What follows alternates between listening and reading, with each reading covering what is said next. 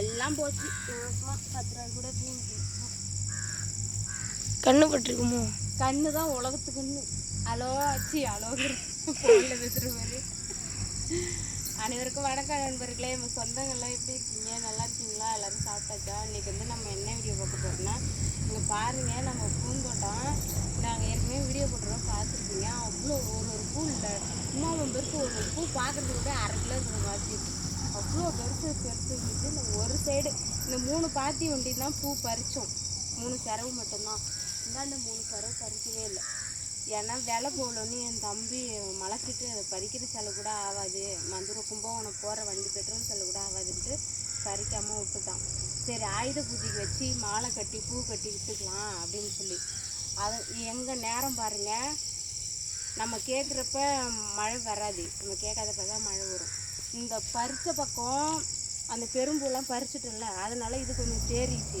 அதுலேயுமே நிறைய கன்று சாஞ்சிச்சு. இங்கே பாருங்கள், எல்லாம் அழுவி இங்கேடுறா எல்லாம் அழுவி இங்கே பாருங்கள் எப்படி இருக்குது. பூவெல்லாம் போயிடுச்சு, இந்த செரவே போயிடுச்சு ஃபுல்லாக. எவ்வளோ ஒரு செடி தான் இருக்குது பாருங்கள். ஒரு பூ இவ்வளோ பெருசு. நீங்கள் வீடியோ ரெகுலர் நம்ம வீடியோ பார்த்தவங்களுக்கு தெரிஞ்சிருக்கும். இப்போ கிலோ 10 ரூபான்னு விற்றுதுங்க. 10 ரூபா எவ்வளோ பூ இருக்குதுமா? அவ்வளோ பூ இருக்கும் ஒரு கிலோ. 10 ரூபாய்க்கு விற்றுனா ஒரு 100 10 கிலோ விற்றா 100 ரூபா.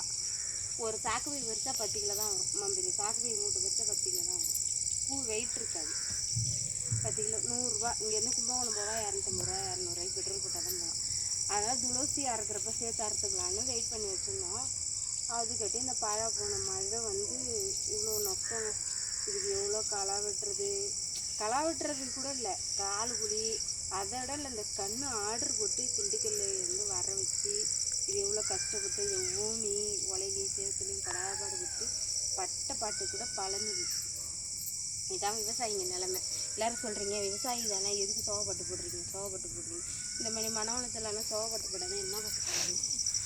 இது எல்லாமே நாளைக்கு அரிசி தான் கிடக்கும். இந்த பக்கம் ஃபுல்லாக எல்லாம் போயிடுச்சு. ஏதோ ஒரு செடி தான் தெரியுது, அதில் 1-2 பூ தான் நல்லா இருந்துச்சு, எல்லாம் அழிவுச்சு.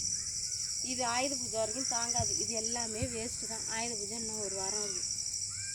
இது எல்லாமே வேஸ்ட்டு தான். அந்த பூ கொஞ்சம், அதுவும் பெரும் பூ தேராது, சின்ன பூ தான் தேரும். அங்கே ஒரு பூஞ்செடி நேற்று எடுத்துடணும், அது வந்து நல்லா இப்போ தான் சின்ன செடியாக இருக்குது. அந்த பூ தான் ஆயுத பூஜைக்கு தேரும்னு நினைக்கிறேன். இது இருந்துன்னா இந்த செடி சாயாமல் இருந்ததா இன்னும் எவ்வளோ பூ, 3 டயர் 2 டயர் பூ எடுத்துருக்கலாம். மொதயிட்டு பூவே இந்த செடியில் பூவே எடுக்கலை. இந்த செடியில் சாஞ்சி போச்சு. ஐயோ கடவுளே, அழகாக இருக்குது பூ பாருங்க.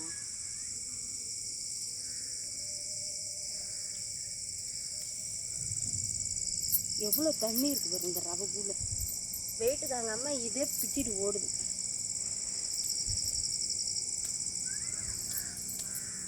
அவ்வளோ தண்ணி.